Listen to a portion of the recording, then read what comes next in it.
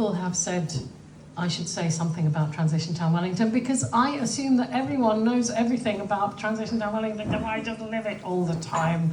And how can you not know about it? But some people don't. I'm so glad you came if you didn't, because now you will and do. Hurrah, it's a lovely thing. It's a volunteer-led community group based here in Wellington. We're part of a international, I was going to say organisation. Organisation sounds a bit too kind of organised. We're part of an international ragtag collective of slightly crazy anarchisty environmentalists who think that there is a different way of living on the planet which is good for the planet and doesn't actually completely destroy it. And we are I know, incredible, but no, apparently we've done this for millions of years, not destroying the planet, but we seem to be doing a very good job in the last, my lifetime, of the opposite. So we're here to offer alternatives, and also, importantly, to say that us humans, amazing, beautiful, brilliant, weird, wonderful, talented, strange, great haircutted people that we are, we're not the only species. Earth needs humans. I think it could do with a few less. I have a list. But humans and the Earth definitely need every other kind of species as well. So we're here tonight to celebrate the multicultural, multidimensional, multi-species, biodiverse, human-diverse world that we live in this little tiny corner of the universe called Wellington. And I love it here. It's very groovy. I'm from India, so I find the whole thing very charming. So this evening, sorry again, she's wincing. So this evening, I have several things to say before I introduce these lovely men behind me, who are our main feature, which is that teas, coffees, and incredible cake by the incredible, wonderful volunteers of the Transition Town Group, who are all cakeologists, available there throughout. Very cheap prices. Also, thank you for buying a ticket if you did on the way in. We're not selling tickets, we're asking for donations, because this whole evening is a way of raising some much needed moolah for our work, of which there's a lot, and of which we get paid zilch. So any spare any spare cats, or cash, or card ready thingies that you'd like to bung in our direction, please do, we'd be very grateful. That's one thing. The other thing is toilets. See? Seamless. From liquid refreshments to their recycling. So for the loos, you go out that door there, through the next door there, and sort of left and round the corner, and there's ladies and gents, and no doubt unisex unicorns also. So loos out there. If the place burns down, don't panic. Take a deep breath, let it out, walk gently the way you came in, or indeed out that way, and we'll all be safe. I would also like to thank Braziers. Fantastic place, and it has really, really transformed this end of Wellington, and using an absolutely extraordinary, wonderful piece of old industrial heritage, what we love, and making it into something useful and beautiful. And wouldn't it be nice if they did something with the rest of it? Yes. Yes. Oh, well, we can dream. I would also like to specially thank Lucy Pendrick, our wildlife head lead lady over there, blonde bombshell and wildlife painter extraordinaire, for actually getting this evening together and inviting our fantastic speakers, who I am also going to introduce to you if I can remember who's who. They're very, very exciting. I'm a little bit starstruck, actually. I've never had to introduce so many sort of wildlife specialists. Oh, go on then. I will now sing it. So we have tonight, exclusively for you,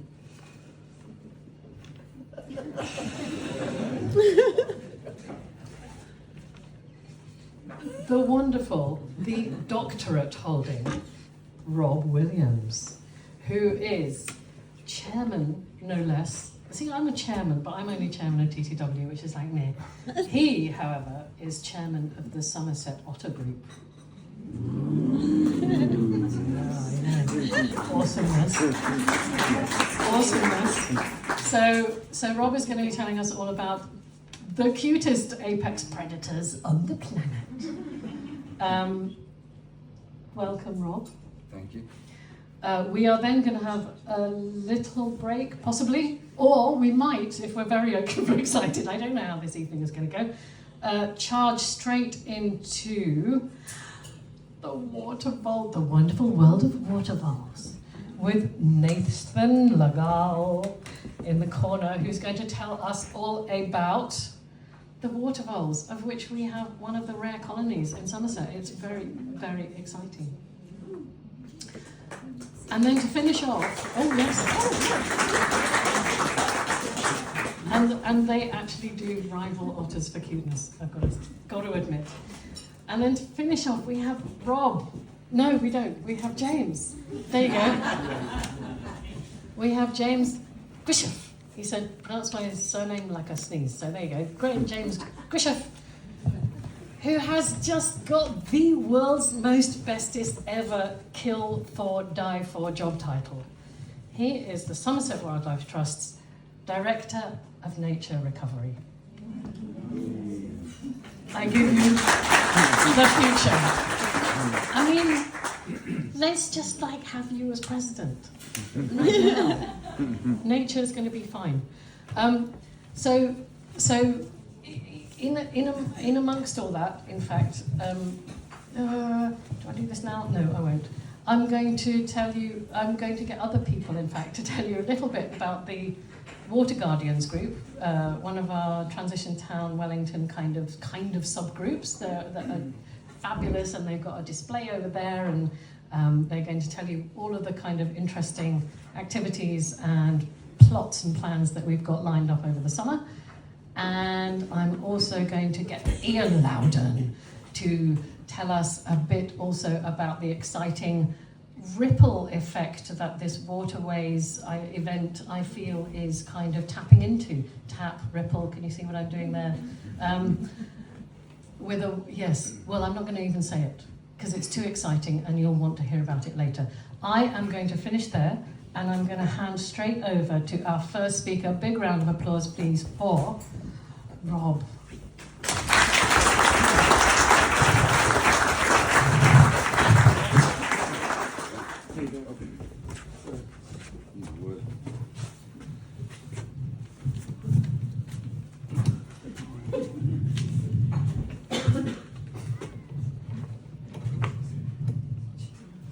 I don't do karaoke, so I'm a bit terrified.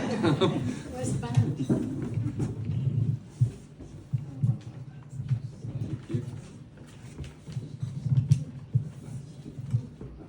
Well, thank you very much for inviting me to speak here tonight about one of my pet subjects, which is otters. I can bore on about them for hours and hours, but I'll try and keep it relatively short and sweet. So there's probably about a 30% chance that there's an otter within about 200 metres of us now. How many of you have seen an otter this year? Yeah? Oh, a couple. Very good, very good. So it's amazing that Britain's largest carnivore that's still extant, because wolves and bears have gone, is persisting to live amongst us in Wellington, in Taunton, in this highly man-adapted landscape that we've created over the last centuries. So I want to just talk you through this a little bit about how they're living amongst us and how we can know a bit more about them without disturbing them, and how we can help look after them. So what is an otter? Well, there are 14 species of otters worldwide. There are mustelids. They're related to badgers, weasels, stoats, polecats, etc. They're in their own subfamily, the Lutrinae, which these 14 species of otters occur in. Our otter here is the Eurasian otter, Lutra lutra. It was the first one described by Linnaeus as he started out on his taxonomic odyssey. And it basically is the definition of otters, basically, R1. The Eurasian otter has the largest distribution of all those 14 species of otter. It goes from Britain, south to Morocco, all the way across to Japan, Korea, into Southeast Asia, Borneo and places, India. So a very big distribution right across the European and Asian continents, creeping briefly into the Oriental and the African regions. Why don't we see them very much? Well, they're largely nocturnal. We'll talk a bit more about that later. They're brown, and they spend a lot of time underwater. So you're looking for a nocturnal brown underwater animal. But they're living amongst us. They're mainly eating fish, but they are an opportunistic carnivore. They will eat other things. This time of year, they're probably eating quite a lot of frogs and toads because they're easy in the ponds where they're breeding. They'll eat birds when they get a chance. There are some otters out on the Somerset levels in the reed beds there that in the winter seem to specialise in starlings, because there's 1 million starlings roosting and they come up at them from underneath. So they're an intelligent animal that will take a diversity of things, but most of their food is fish. The one thing they are really is they are restricted. They're a terrestrial animal. The sea otter, we don't have sea otters. We may have otters in the sea, but they are not sea otters. The sea otter in California and Japan and Alaska and things, the one that links its arms and uses rocks to smash abalones on its chest, that can pretty much spend its whole life in the water. Our otter basically is terrestrial, and it goes into the water to feed and move, and then it's back out on land again. So they're sleeping up in the dry, in nice weather like today, they may well be sleeping in a bramble bush somewhere. In cold or worse weather, they'll be in a holt, which is what we call an otter's den, under a bank, under a tree root somewhere. So I'm just trying to think through the talk. I'm used to having a screen and a pointer. So that's roughly what an otter is. And our otters here have had a checkered history. Otters survived with humans as the last ice age retreated and humans got here for many, many years. And then in the 1950s, they started to undergo a catastrophic decline. In the mid-tone, the last breeding female otter was in 1972 near Ninehead. They retreated back, and there were probably 8 to 10 otters on Exmoor at their lowest point. There were also some otters on Dartmoor. There were probably some otters in West Cornwall. There were otters in Wales. There were otters in the Lake District and in Scotland, and perhaps a few in the Peak District. But basically, the otter disappeared from the English landscape, apart from those highland areas. It was pesticides. In the mid-tone, 1985 was the year the first otter appeared back in this area. So they were gone for 13, 14 years. By 1995, they were right the way back across Somerset, out on the Somerset levels, but at a low density. Probably by 2000, they were up to their current density again across Somerset. They carried on spreading east across England, and by 2020, they were back in every county of England again. And they're pretty much recovered. Perhaps in Kent and Essex and things, they're not up to their potential carrying capacity. But one of the really interesting things is, so they were at very low densities in the early 1970s. So between 1950 and 2000, nearly 50 years, otters were mostly absent from our landscape, where they should have been. As I'm talking nationally here. In that time, we changed the landscape a lot. We changed how we used resources. A lot of recreational fisheries were established on brick pits or lakes. There were no otters. Now the otters are back and they found these recreational fisheries, so we've created new problems for the otters. We've got new conflicts which we need to try and help manage so that those fishermen can keep fishing. But also, when you fence a fishery, you do take it out as habitat the otter can no longer use. We've straightened our rivers, we've drained the marshes, but we've created also some additional lakes, landscaping lakes. The Victorians loved creating landscaping lakes. New golf courses, Oak Golf Course has got some very nice lakes. So the landscape they live in has changed. Otters are at low density. A dog otter, a male otter, can perhaps use 10 miles of river a night. This is a river something like the Tone, with some side streams. Bitch otters or females are at a higher density than that. The dog otter will overlap several territories of females, and the females seem to be remarkably tolerant of each other. We really know so little. This is new information that's coming out through the studies of camera traps. There's a lady near Bishop's Lydeard who's got some amazing camera trap footage on Bishop's Lydeard stream of one particular rock, and 7 different otters go over it in a 2-hour period. If we'd gone there, I would have said, well, there's more than one otter using this area, but I wouldn't have known that. So we're learning incredible things with these new technologies. Otters, as well as being one of our largest, or our largest extant carnivore, is perhaps our least known. For an animal that is across the whole country, we know very, very little about it. You can't put a radio collar on one, so we can't do the studies you would do that have been done with badgers and foxes, because they'll get a branch in it and drown. People have tried doing radio implants, but they're mostly underwater, so the receiver's underwater, you really can't detect them very far away, and also that has massive welfare implications from them.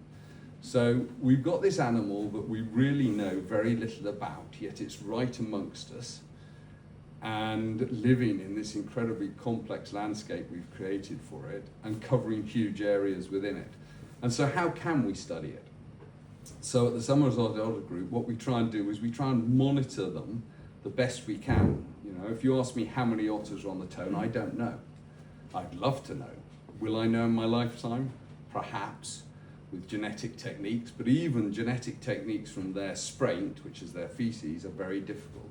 They're placed out there in a wet, humid environment. There's incredibly fast bacterial action in them. It's very difficult to get good genetics from fecal samples of otters. They're really making life hard for us. So what we can do is we can try and track them. And so there's the spraint. Otters need to communicate to each other because they're nocturnal brown underwater animals. So when they meet in the stream, they detect each other a couple of feet away. And then if they're 2 males, they'll fight, etc. So if you're a young male, you want to know if that area is occupied. If you're a big male, you don't want the fight, so you want to say this is occupied. So they leave their feces, their spraint, on prominent rocks, tree roots, under bridges, etc., all along the river to mark their territory. There's probably a lot more information in those spraints than we know. There's currently a project at Cardiff University that's looking at the volatile organic compounds in those spraints and trying to detect what information is in there. There's probably information about I'm male, I'm female, I'm big and strong perhaps, I'm ready to breed, etc. It's their messaging system. So they're putting their spraint in prominent places so we can go and try and find that spraint. When you've got your eye in and know how to do it, you can find it quite quickly. I was out yesterday along the river at Bradford. We found several spraints there, and there was some near my garden yesterday as well. In some areas you can find lots of tracks. Mustelids, 5 toes, dogs, 4 toes, very easy. But the mid-tone around Wellington, there isn't much sandy banks. It tends to be rocky, so it really is spraint we're looking for here. So we have people who survey every month and submit their records to CERC, and then they come back to us every 6 months. We get a data download from CERC into the Somerset Otter Group database. So if anyone's doing otter surveys, that's a great way of doing them. We also do the best way we try and monitor what's going on is we do a 2-day survey every year. This year it's the 5th and 6th of April. It moves slightly because unfortunately the Pope always gets in the way.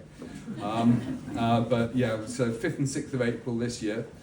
And what we do is the volunteers, 70 to 100 volunteers across the whole of Somerset. We try and cover the whole of Somerset, plus the whole of Exmoor National Park and the whole of the Black Downs.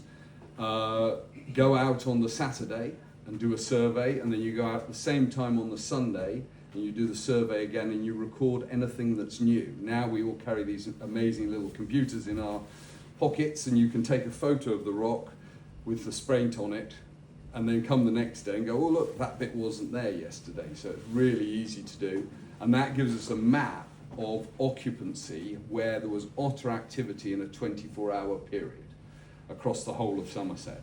And so we get an occupancy index for Somerset because we really don't know the numbers. We are trying with a genetic study to get a sort of fudge factor that will tell us that what the occupancy index actually means in terms of numbers of individuals. I'm not sure it's going to work yet. We may need more work on that.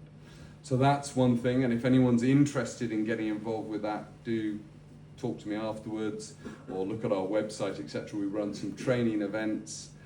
We've got one next week at Steert, WWT Steert, and there's going to be one with the Somerset Mammal Group on the Tone somewhere next weekend.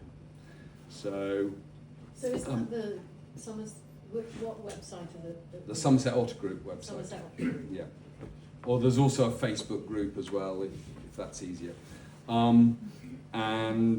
But yeah, people who want to participate in that need to be trained, but that's a very good thing. And this technique, which was actually pioneered by my father, is now, they're using it in Dorset, they're using it in County Durham. It's kind of spreading across the country because it is a very effective way of doing it quickly and getting a nice picture that you can compare results from year to year. Occasionally we have problems with weather.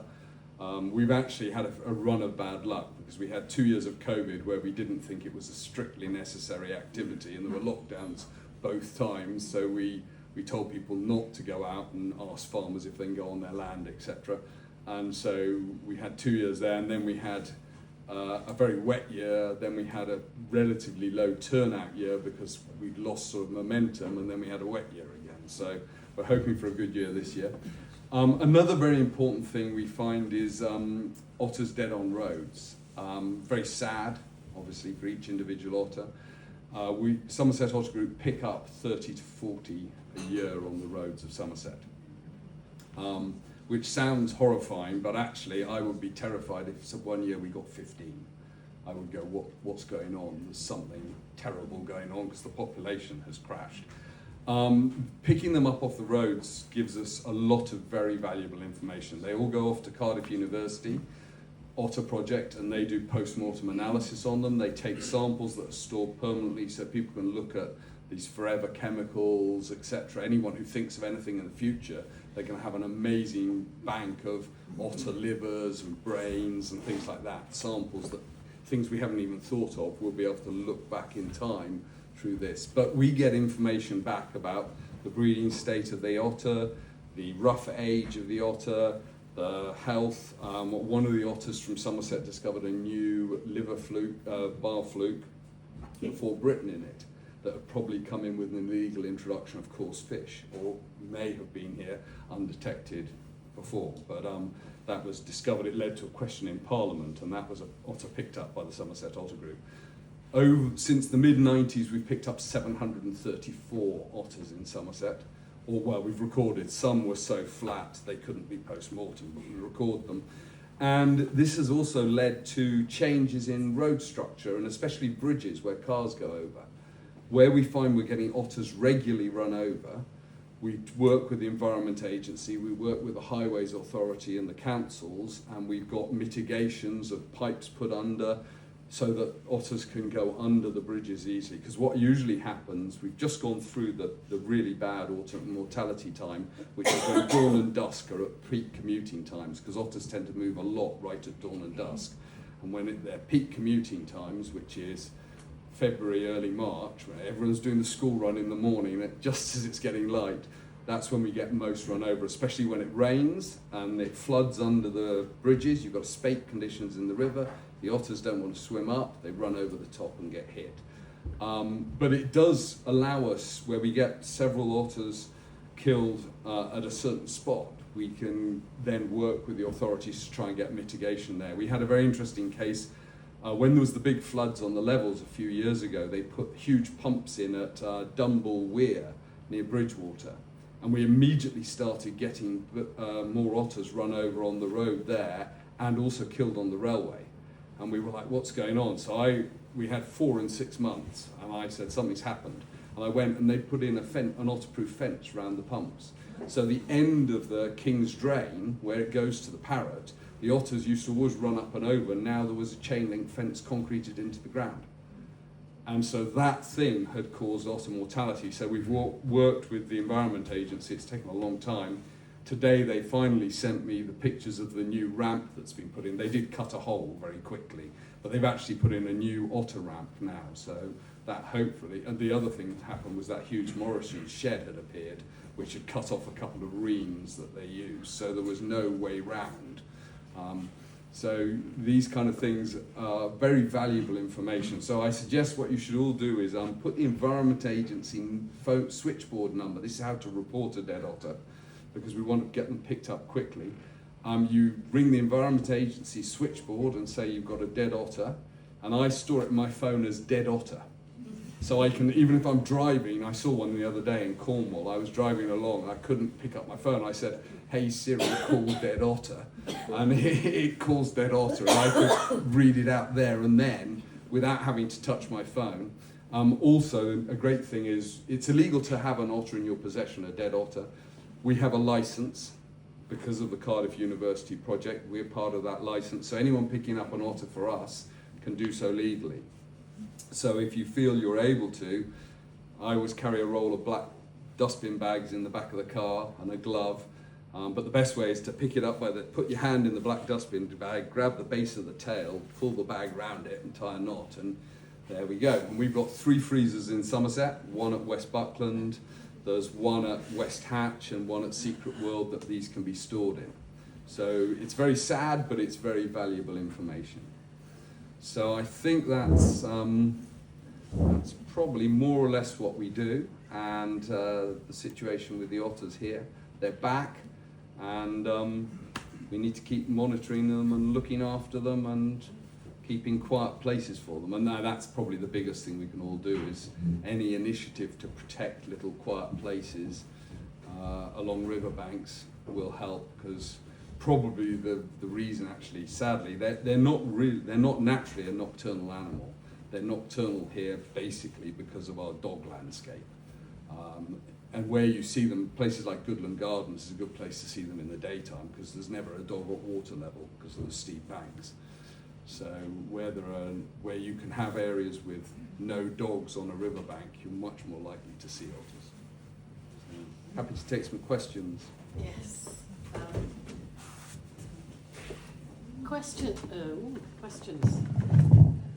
Questions. One at the back.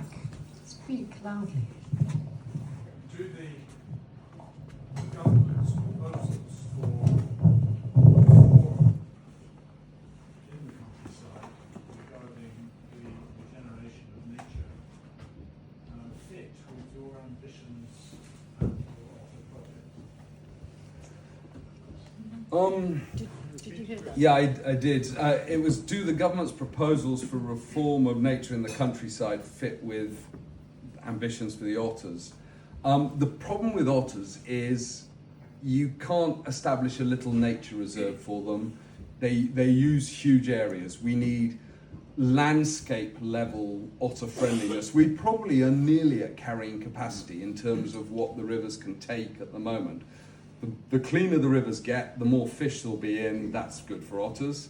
But we also need habitat along the rivers for the otters. One thing that terrifies me is tidiness in the countryside.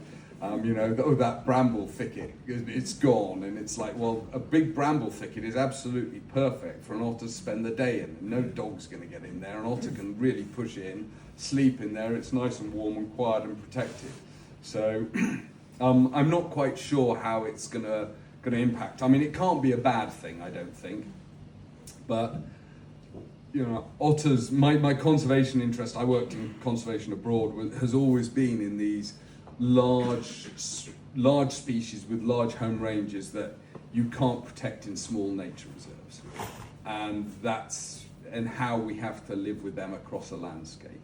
And so, I follow up by asking, do you have the support of major landowners, all of whom attended a meeting today with the government, Church of England, the Duchy of Cornwall, the Defence Ministry, the Crown, and so on and so on? All of them, they own over 10% of the land in this country, a lot of it with a precious resource that hasn't been destroyed, but they're being invited to set an example to all the other landowners. Do you feel that you're going to get support from the big boys in this? well, as Somerset Otter Group, we're not sort of trying to get support. We're trying to monitor locally. I think that's where the wildlife trusts and people like that can interact. And we've worked historically with the wildlife trusts on that. We really are. I mean, we're not a charity or anything. We're what we call a loose association of people interested in monitoring otters. So we are a very small organisation, really focusing only on Somerset. We think other counties should have their own, and there are otter groups elsewhere. So like the Devon one we coordinate with, the Dorset one we coordinate with, but we're really here. So I think that's at the level of the wildlife trusts and That things might like be a that. good one for. Yeah. That's an excellent point, and it might be something that James can talk to later. Yeah. Thank you. Any other ottery questions, Nathanial? What was the specific change in pesticide use that enabled them to recover? Yeah, so I mean, the exact pesticides that were causing the problem aren't really known, but it coincided with the organophosphate pesticides, DDT, DDE, and a whole bunch of other things that were being used. And then when regulations tightened up on those things, the otters recovered. So, I mean, there was no Cardiff Otter Project monitoring corpses. But it's so, indicative of but lots of things recovering. Yes. So great crested grebes, peregrines, top predators, top pescivores, all had similar population crashes, etc. And the fact that where they survived was the uplands, Exmoor, Dartmoor, Wales, Lake District, Scotland, where you're not growing crops, you're not putting those pesticides on because you're grazing a few sheep, etc. Can I ask for a quick one? Yes. Reintroduction of beavers, good or bad for otters? Good. This Yeah, creates more diverse aquatic habitat.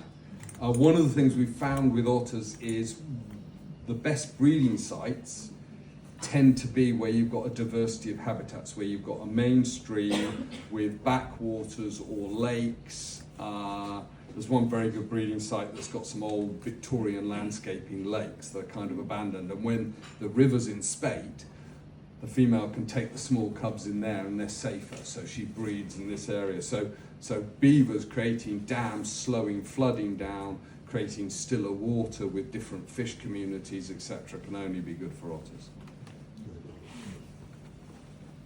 Hurrah for otters! Oh, hang on. Wait. Another question. Hang on. And then we'll come back to you.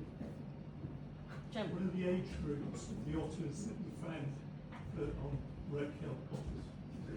So the otters don't live very long generally. So you can't tell how old an old otter is in roadkill. But from studies and tooth wear and comparison with captive ones, if an otter got between 8 and 11, it's doing very well. Probably around here, they're getting to 4 to 5 on average. So they are living fast, dying young, and leaving a good-looking corpse. So. Something we can all get through. Final comment or question? One of the things you emphasised was the interest of otters in terms of avoiding human disturbance. dogs. Big problem we've got in this country, that's England, is that we've got access to 3% of the rivers and 7% of the landscape. The Right to Run campaign is trying to reverse that so that we have the same rights as they have in Scotland. If that campaign is successful, will you be concerned that the enhanced opportunity to access the rivers will present challenges to the aims of the organisation? Yes, I mean, well, not our organisation. Our organisation's aim is to monitor otters. But in terms of, for the otters, increased dog movement across the landscape would be bad. Generally speaking, I think, for not just otters, for quite a few species. At the moment, we've got very high densities of dogs in some areas, but almost everywhere, because I do have farmers' permission to go on to bits of land that aren't right to roam, etc. You know, they're not publicly open.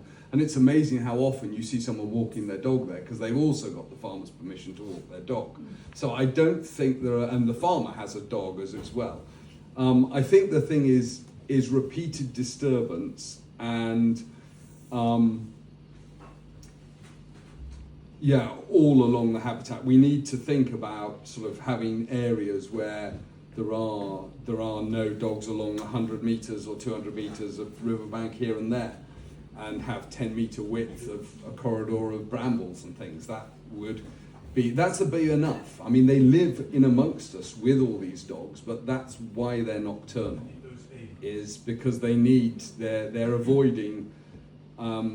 I mean, it's very interesting that if people say, where can I see an otter in the daytime? The 3 places in Somerset I send them are all places where there are no dogs. At the water's edge. There might be dogs 20 metres away, it doesn't matter. For the otter, they don't want to meet a dog. They don't want to come up and there's a dog having a drink there. That's what they're avoiding. Because they can probably beat most dogs.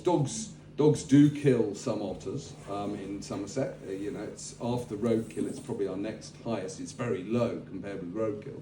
But usually it's cubs that get caught out by a couple of dogs. But it's not really a big mortality threat for them. It's just a disturbance threat that they avoid, I think. And so... Right. Can we have a big round? No. Whoa. Oh, God. These people. Go on then. Well, just maybe a follow-up point. You know, for those of us that do have dogs, would it be more sensible to disencourage our dogs going in for the sake of the wildlife? Because there's the pesticides that we use on there as well. Yeah, so there's the flea treatments that are incredibly toxic to aquatic insects. So they've shown that a dog with a recent flea collar on with one of these pesticides can go into a stream and kill macroinvertebrates for 200 or so metres downstream. Just wipe them out. And so that's the food of the fish, it's the food of the dippers, it's the food of the grey wagtails, and then the fish are the food of the otters. So it is amazing how much we affect our environment. But otters are surviving this. So it's not that we need to stop having dogs. It's just we need to, I don't know, somehow find a way to live with them like they're finding a way to live with us. Yeah. I think it's one of the things that we as a town have to really think about how to manage with the green corridor that we now have, because that is such a fantastic dog walking area. And so many people have dogs and we love them. But how do you actually balance that with the needs of the other species that inhabit that green space? So people forget that, you know, in the 1950s and 60s, 30% of the population had access to a car. People didn't drive to walk their dogs in the countryside. This is a new phenomenon of people the dog lived at home and was there. Now people drive out, park in a lay-by and walk the dog. So this isn't something that's always happened in our landscape. This is quite a new thing. It was very interesting. In the foot and mouth year, there was a field in Devon, and for the first time in over 100 years, 2 pairs of stone curlew bred in a field that's got a public footpath up one side the next year they turned up, but it was no longer foot and mouth. There were dog walking on the footpath, they're gone again. But the only year that footpath was closed, straight in 2 pairs of stone curlew, a bird that nearest breeding is Wiltshire otherwise, so shows they would be there. And we are limiting things. Right, I'm not even going to look at you guys because you'll have more questions. Thank you so much. Well done.